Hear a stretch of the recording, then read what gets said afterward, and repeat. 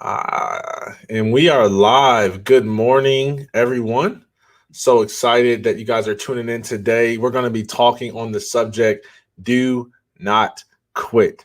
So, if you know somebody that is low on energy, low on money, feeling like their circumstances are weighing in on them really hard and they just don't know how they're going to persevere, as a person who has survived multiple bouts with dark depression and survived suicide attempts, and as a former Division I athlete who knows what it's like to get mudded during brutal workouts, I'm going to be sharing with you some things that I've learned to help me to persevere when things get hard and times get tough. If you're joining me live today, I would love to hear from you. Drop something in the comments, show your boy some love so I know I'm not alone. I see people are joining from different platforms. I see you. Good morning. Good morning. Good morning. Good morning. I can't. So y'all have to start making y'all Instagram names like actual names, right? What is cheddar breed? Like, anyways, good morning. Hey, sweetie. I see my wife is joining me as well. Y'all, I want to encourage you, if you're watching on Facebook, host a watch party. I really felt led to share this message today, and to really use my voice during this time. So I'm going to be going live Mondays at 8:15. And so today, each week we'll have a topic, and today we're going to talk about do not quit. I know none of us like to admit that the thought of quitting runs through our head. We like to be macho men and women, and we want to pretend we have it all together, and we don't want to show any signs of weakness, and we don't want to be transparent about our struggles. We don't want people to know that although we may be experiencing smiles on Monday, that deep down inside, when we go to sleep, we're thinking about throwing in the towel. I'd love to start off with telling you a very personal, transparent story of mine. So, all my life, I used to have a problem with quitting. And every time things got too hard, I would find a way to withdraw, play it safe, or throw in the towel. And this was a behavior pattern that I learned later, which I'll talk about in this training, that started when I was a child. And because I had experienced failure when I tried my hardest, I developed a self protecting behavior pattern to keep myself from feeling that sting of failure again. And that led to me not trying my hardest, which led to me not experiencing the best results, which led to unfulfillment and just a repetitive behavior of wanting to quit every time things got tough. And some of us, they say there's like flight and fight mentalities. Like when you are feeling threatened, that you either want to fight it out, push harder, or you just want to run. And I was a runner. Now, here's what I want you to know. It's never the area that we're the strongest in that we choose to uh, uh, persevere, right? It's always the area where we're the most insecure, we're the most vulnerable, the area that plays on our insecurities, that is the most tempting to quit when it gets tough. It's that relationship that we don't want to persevere through because we don't really know if we're likable or lovable. It's that career that we don't want to persevere through because we don't really know if we're gifted enough to rise to the top of the industry. It is parenting, right? I know a lot of fathers who have quit being in their children's lives because they were insecure about their ability to be a father. Now, they wouldn't have said it that way because who says that? You don't see anybody on Instagram and Facebook and Twitter and Periscope and YouTube Live saying, hey, excuse me, I'm really insecure. No, we show you the highlights. We don't show you the lowlights. But for me, I want to show you my lowlights. And I want to confess to you and to the world that I am a recovering quitter. A recovering quitter. But here's 3 things that you can do to persevere when things get tough. Okay. These are things, these are not theories. These are things that have helped me push through, and I believe they can help you too. Because when I stopped quitting, I started living. When I stopped quitting, I started living. Do you know how many times we quit just before our breakthrough? That we quit just before the next level, or just before the goal, or just before the relationship that made the struggle worth it, or just before the revelation that made the struggle worth it. How about that? Sometimes it's not some monetary value or relationship. Sometimes it's just understanding, oh, I get it. That's why I went through what I needed to go through. And I'm going to share with you 3 tips on what you need to do in order to persevere during tough times. This will help you in your business. This will help you in your relationships. This will help you as a leader. This will help you as a parent. So I encourage you right now, if you know somebody who's going through a tough time, if they got furloughed, if they are running low on money, energy, time, I want you to click that share button, because what I'm getting ready to share is powerful. It's helped me through dark times. It's prevented me from going back into a deep, dark spiral of depression. It's prevented me from going back into suicidal ideation. It's prevented me from quitting on things that are changing the lives of people. Ready? Here's what I learned. Number 1, remember why you started. Okay? Remember why you started. Now,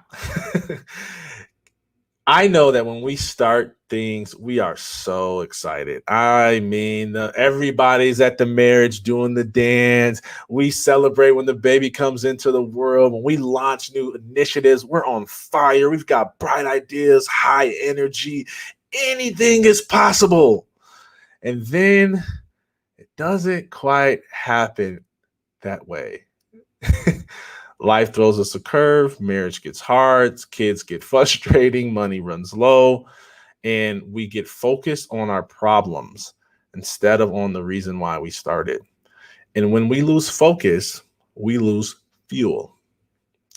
When we lose focus, we lose fuel. We lose motivation.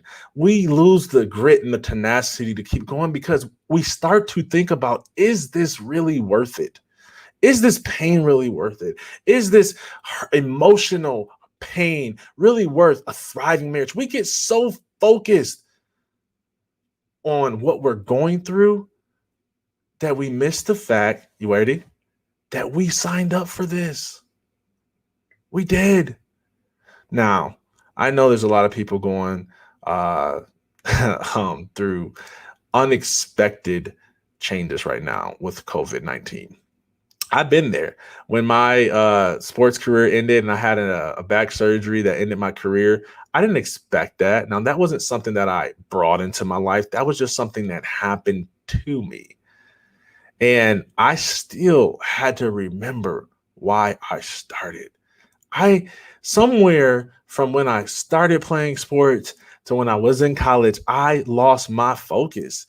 It became more about me, my dreams, my goals, my aspirations, what I wanted to do in life. And I forgot about the fact that I just enjoyed the sport.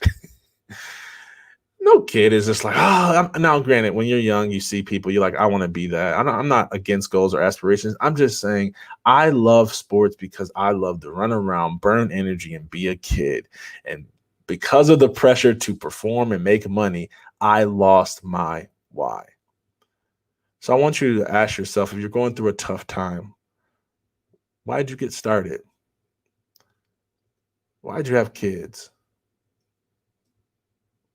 Why'd you start that business? Why'd you start that project? Remember the excitement that you had when you first began your initiative? Take your mind back to that place and your energy will come back into your life. So, number 1, remember why you started. Number 2, focus on the results, and listen to this, and enjoy the process. Focus on the results and enjoy the process. Here's what I mean by that. I've learned that where your focus goes, your energy flows. focus is like a magnifying glass. If you focus on your problems, they get bigger and bigger and bigger. If you focus on the opportunity, it gets bigger and bigger and bigger. Whatever you focus on, you tend to attract more of, see more of, believe more in. So when you are going through a tough time, whether it's a workout, whether it's circumstances, whether it's a marriage, and all you do is focus on the pain and the process, and you forget that there's a result attached to this. All right, true story. Okay, I have a personal trainer. I'm not going to say his name because I don't want y'all to sue him for what he's doing to me. He is mudding me, and I play Division I football, and this dude is killing me. This morning, I went to my workout, and I'm used to like power lifts and stuff, but he be doing these targeted exercises. Like he wants to focus on specific areas of my body that need toning and strength. And I'm like, hey man, leave that alone. That's all right. Let me just do some curls, bro. I got this. He's like, nah, man, we're going to do these stabilized exercises. So he made me do these abs, right? Because he says I gotta tone the midsection a little bit. He said that's where most of my body fat is at. I know y'all can't see it because I look muscular, but there's some body fat down there. I'm joking. So he got me doing these side planks like on this with my, I don't even know how to explain it, y'all. It was just a mutt. Like it was just hurting. And I'm like on my side, I gotta stabilize myself, and it's on a timer. And I'm like, yo, man, I'm about to say, forget this, man. Look, I'm paying this man. He can't make me do this, so I can just walk out. I wanted to quit because it got tough. But the real reason why it was so hard is because I was focusing on the pain instead of the result. So in the middle of I'm not going to tell you how many seconds because it's embarrassing when I started to want to quit, but in the middle of me battling the urge to quit, you know what I started to think of? I started to think about my six-pack coming back. I started to think about looking in the mirror and not looking at the, dad belly that I accumulated over the years. I started thinking about how my wife is not going to be able to resist me. I'm saying that because she's watching this, but we all know she already can't resist me anyways. We got 3 kids. I started thinking about that.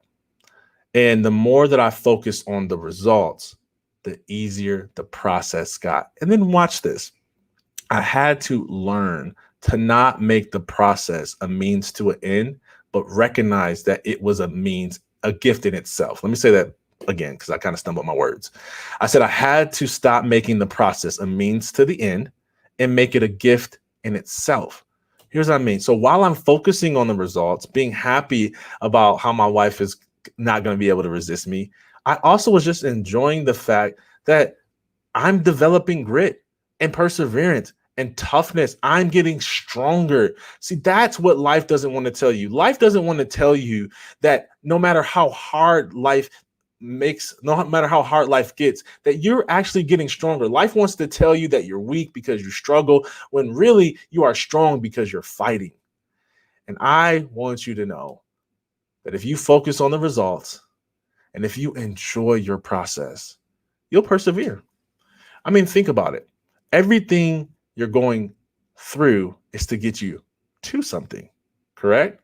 Nobody goes through pain just to go through pain. Even if it's unfortunate and it's no good that can come out of it, somehow the lessons that you learn from that will be able to help somebody else who's in that tough situation. I know people who have been sexually, emotionally, physically abused. I'd never wish that upon anybody. I never wish that upon my daughters. That is terrible pain to have to go through, terrible trauma to have to deal with. But I'm not trying to minimize your pain. I'm trying to maximize your power over the pain. I want you to know that no matter how unfortunate your circumstances is, and my heart breaks for those types of situations, that you can still help people going through the same thing. And that's a way to turn what was bad into a good thing. That's a way to redeem the time. That's a result that's worth the pain. So I'm not suggesting you stay in an abusive relationship, you stay in an emotionally abusive situation. I am saying that when you exit out of that situation, rather than dwell on how hard it is and all the pain that it caused, you recognize that you survived, you're more powerful than it. And now you can use the lessons that you learn and the hope that you have and share it with others. Focus on the results and enjoy the process. Don't wait till your kids get teenagers to say, oh, I don't have to change diapers anymore. I'm finally going to enjoy my relationship with my kids. Enjoy it now. Be happy changing the poopy diaper. I can say that because I have 3 girls and my wife takes 95% of the bathroom trips. So, all right. Number 1, remember why you started. Number 2, focus on the result and enjoy the process. And then number 3, my favorite one, uproot the source of your behavior. All right, let me get personal again. So, vulnerability. When I recognized that I had this, I always knew I had the pattern of quitting, but it really started to sabotage my success, my forward advancement in life. And I was quitting on things that I knew that God was calling me to do. And I was playing it safe, and I knew God was calling me to go all in. But I couldn't break through. I couldn't stop the behavior because I was dealing with the symptom instead of the source. I never processed the pain. So I had to backtrack through my life and go, when was the first time that I quit because things got hard? And I'll tell you this story.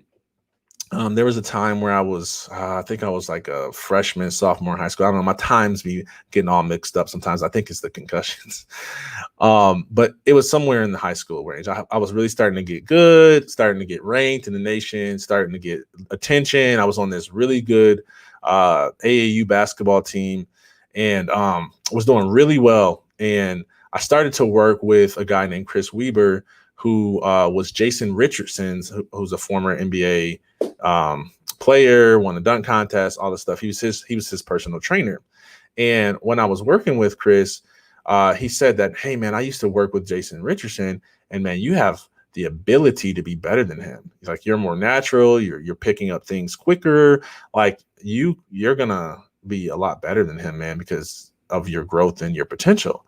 And the moment he said that, something happened in me because I didn't think that I had what it took to put in that type of work ethic to become that type of player. And so immediately I started to withdraw. I started to pull back. I started to relax in workouts and not really push myself to the max. I quit because the thought of sustaining my success seemed too hard. It was like I knew that I could break through the wall, but I didn't think that I would be able to continue that level of performance. I didn't want the pressure of being Jason Richardson or the pressure of having to score 30 points a game just to win. Like I didn't want that pressure. And so I played it safe. And the most dangerous thing about this, especially when you're gifted and you're talented, is that you could be playing it safe and nobody knows but you. Right. So nobody knew I was playing it safe. They were looking like, man, you're doing pretty good. You're averaging, I don't know, 15 points a game, whatever I was averaging. Your team's winning. Y'all going further than some of the Jackson teams has gone. You get looked at by colleges. You're getting ranked. You're one of the best AAU teams in the world. Like they look at it and they see, look, you're doing good. They don't see that I'm holding back. But deep down inside, I knew I was playing it safe. I took that behavior into college, by the way. I was good at track and field as well. And so when I came in as a defensive lineman, I was really fast, and a lot of the other linemen were not. And I should have been running with the running backs or the linebackers, but instead I ran with the big O linemen and defensive linemen because I could coast and still be in first place. How many of you are coasting right now because you're in first place? How many of you are coasting? Watch this. How many of you are coasting right now because you have money in the bank? How many of you are coasting right now because you have other options? How many of you are coasting right now because you've taken what you used to be thankful for granted? And then when things get hard because you were coasting and you never experienced the benefit and the results of going all in, now, since you weren't all in, it's easy for you to be all out. Because if you back out before all your chips are in, you save a little bit.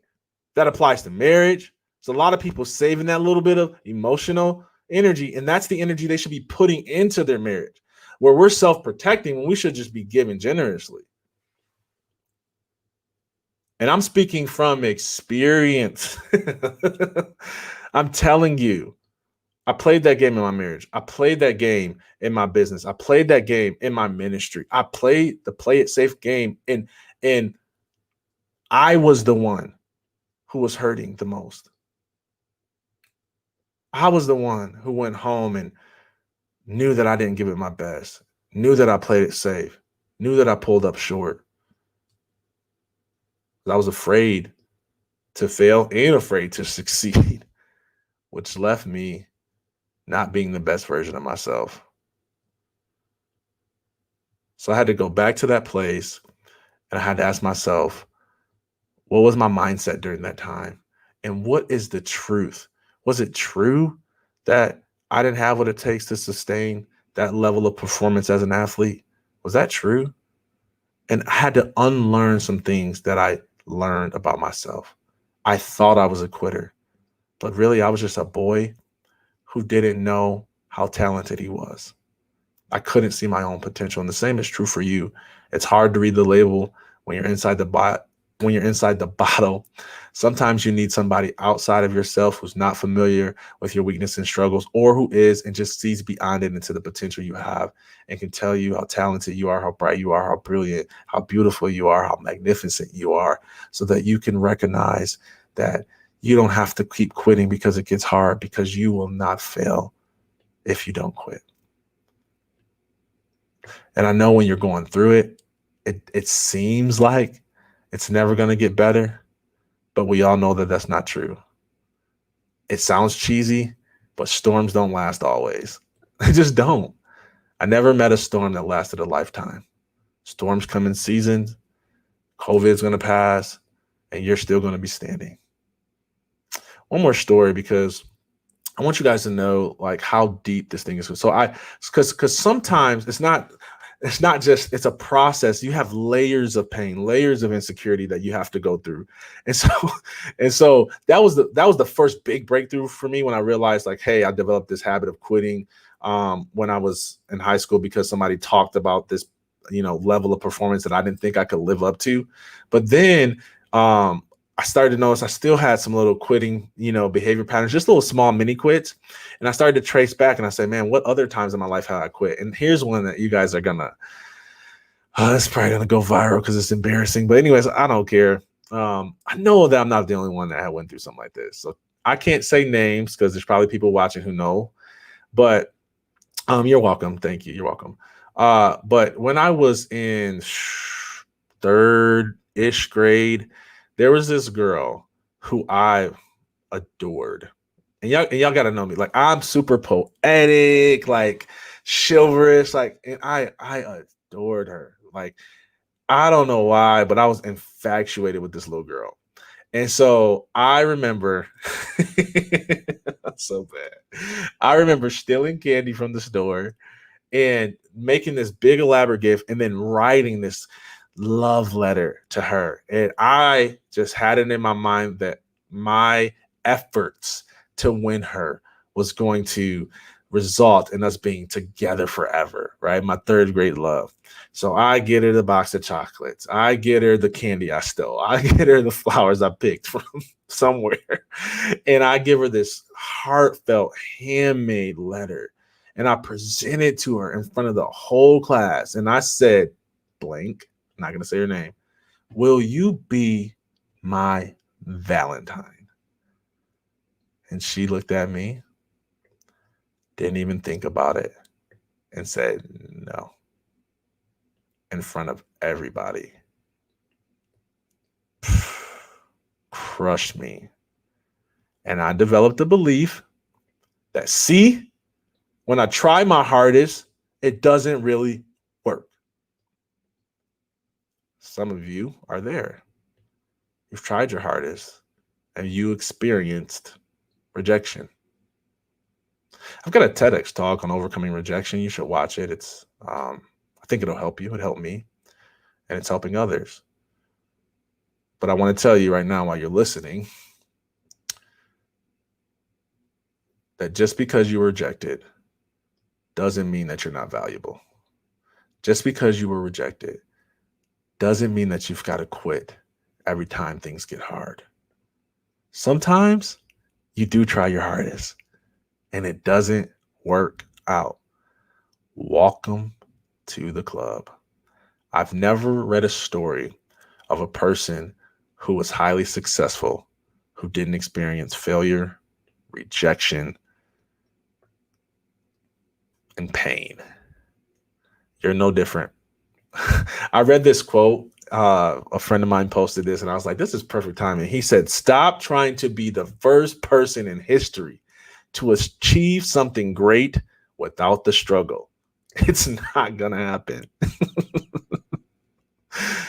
I know we all wish we could just skip to our dreams and not have to break through insecurities and learn how to lead others and get better at communication and like learn how to self-care. Like, I know we wish we could just get there, but there's no fun in that. We got to enjoy the process. We got to uproot our behavior and we got to persevere, because remember, you're going to win because you're not going to quit. So I hope this was helpful for you. I'll recap one more time. Here's how you persevere during tough times. Number one, remember why you started. Number two, focus on the results rather than focus on the results and enjoy the process. I should have just stuck to the notes. And then number three, uproot the source of your behavior. Okay. When you do these things, these are practical tips to help you persevere. It's what helped me keep going when time gets tough. It's what I've been implementing in my life. And it's a practice. It's something that we practice. It's not something that we perfect. So don't think that you're going to get to this place where you just never have a bone or a thought of quitting you, but you just learn how to handle those thoughts when they come. So if this was helpful to you, I encourage you just to share it, host a watch party, subscribe to my YouTube channel, to search Darryll Stinson. You'll find me there to get my latest videos. I want to connect with you. I want to hear from you. I want to know if this was helpful to you. All right. And remember, I'll be going live like 3 times today. So you guys are going to enjoy some of the special guests that I'm bringing on to help promote my book and promote the good things they got going on in the world. You can go to secondchanceathletes.com, click the live button, and you'll find all the information about that. So love you, believe in you. Got to go prepare for a team meeting. I'll see you next time. Peace. Now here's the awkward part where I have to sign off. You're welcome. It's always awkward when you got to sign off because there's like no way. I need somebody to like do this for me so it doesn't get this awkward like it is now. Thanks for tuning in. I didn't know y'all was up this early. I didn't know people on IG be up this early. Look at y'all. I'm proud of y'all today. If you're tuning in on one of the other platforms, I can't see you right now because my phone is in the middle of my screen. So StreamYard, somebody tell StreamYard to stream to Instagram Live, please. You're welcome. Somebody said thank you for this message. All right. See you later. Bye-bye.